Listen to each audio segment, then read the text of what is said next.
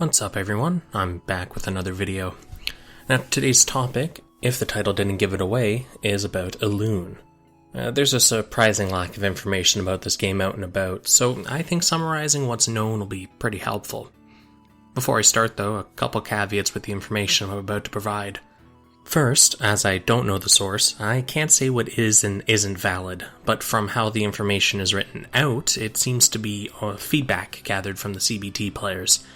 Second, all numeric values are not final, and could be different in the final release, or even change post-launch, so please keep that in mind. Okay, with that cleared up, credit for this information comes from Milk of the official Elune Discord.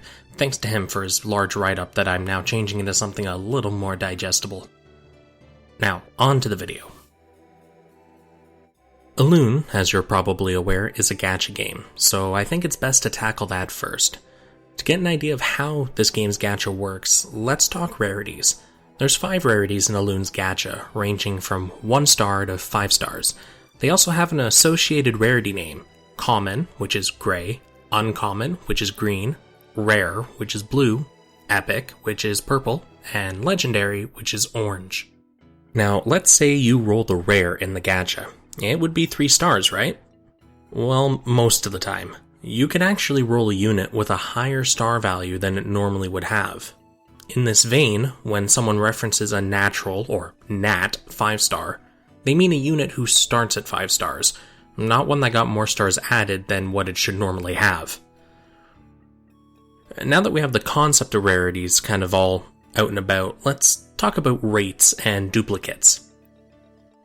Legendary units in Elune have a base chance of 2.889%, which is terribly specific, and new legendary units on RateUp have a chance of 0.889. That's for natural 5-star units, mind you. So with those chances, you're probably worrying about duplicates. Every gacha game uses duplicates in some form, and Elune is no different. You require 5 duplicates to get a unit to max transcendence, which from the example Milk has here, increases total stats by around 50%. That's huge. But before you start worrying about needing to RNG multiple copies from the gacha, there's apparently a way to farm duplicates for every unit, even legendaries. So it seems there is actually saving grace for everyone who can't whale. Praise be to devs who understand our plight. Okay, now perhaps let's say you only want to use epic rank characters, for whatever reason. Now it's too hard to luck sack a legendary unit or farm duplicates. I feel ya. From what's shown in Milk's notes, a fully transcended epic and legendary of the same role, DPS in his example, have about a 4% total HP difference and about a 13% total attack difference. It doesn't sound colossal, but we're also not sure of any other side effects of these differences. Anyhow, it's food for thought. I think that covers enough of the basic gacha information for the characters. Oh, and another note, there is no premium currency gear gacha, and no whale gacha for characters. Everyone has a leveled playing field in that regard.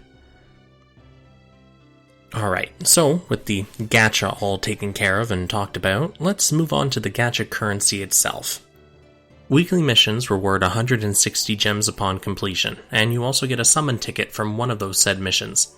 There are 20 gems distributed for completing all of the daily missions, which means completing all the weekly and daily missions total up to 300 gems a week.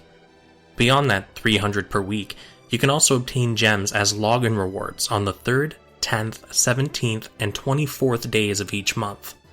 The rewards are 40, 60, 80, and 100 gems respectively.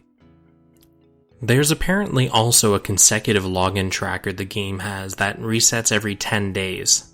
The 3rd day would give you 10 gems, while the 8th would give 20. I don't know what the other rewards are though, unfortunately they're not mentioned here.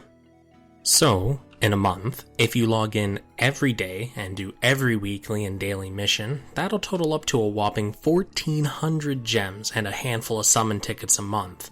Now, we're rounding here for the sake of simple napkin math, but I figure you get the gist of things. Remember that these numbers may be different on launch, and we're also not sure if the consecutive logins will carry over to global, but it's safe to assume that they will. Since it costs 300 gems for a 10 roll, plus 1, you'll get 4 10 rolls plus those single summon tickets a month, and you'll have gems left over. That's obviously not counting things outside of the weeklies and dailies and logins, and personally, I think that's actually pretty generous for a game like this. The last thing I want to go over is gear. This section will be kinda short though, since there's only so much info available. As I said earlier, there's no premium currency gacha for gear. However, that means you'll be farming quite a bit to get good equipment. At least that's what I reckon. Gear is broken up into 6 slots: main weapon, sub-weapon, hat, shoes, ring, and necklace. Much like characters, there are ranks for gear, common through legendary. Now, there are gear sets in Elune, which grant bonuses for equipping more of the same set's pieces. If you've ever played an MMO before, you've probably seen this mechanic in some form or another. But in case you haven't, equipping a fixed number of gear from a set will grant bonus stats or effects. Legendary rank gear can have 3 and 6 piece effects, while all other rarities have 2 and 4. So that means when you have 3 pieces of a legendary rank gear set, you get a bonus effect on top of the stats the gear would normally give you, and everything else 2, so on and so forth. Exclusive gear does exist in this game, which means it's specifically designed for one character. But I wouldn't concern yourself too much about this kind of stuff yet. Okay, it's more like we only know they exist in the names, but that pretty much sums it up. We don't have a lot of detailed info yet. So with that, I've gone pretty much through everything there is to know leading up to the game's release, outside of something like a reroll tier list. But I don't have enough info about the characters or how they interact with the game and gear to make a good guess as to what's best. My reroll will probably be for Mikazuki though, because, well, wow. As I do with all my videos, I've included a link to the related Discord and the subreddit below. Make sure to join up and get in on the pre-release hype. If more information drops between now and the game's release, I'll do my best to get another video out, but, editing kinda kills me. I'd rather just do the streaming part and not worry about all these effects and layers. Anyways, peace, I'll see you all in the next video.